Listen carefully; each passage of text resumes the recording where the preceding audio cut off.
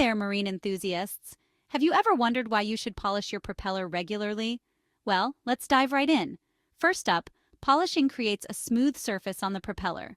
This smoothness makes it difficult for marine organisms to attach, keeping your propeller clean and efficient. Next, it reduces biofouling.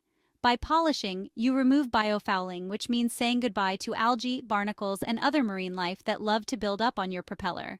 This not only keeps your vessel looking great, but also ensures it runs smoothly.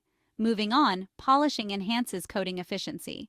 A well-polished propeller allows protective coatings to adhere better, giving you longer-lasting protection against the harsh marine environment.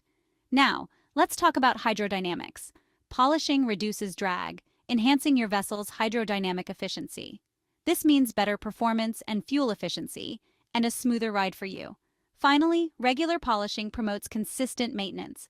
By keeping up with this routine, you can detect and remove marine growth early on, preventing bigger issues down the line. So, there you have it.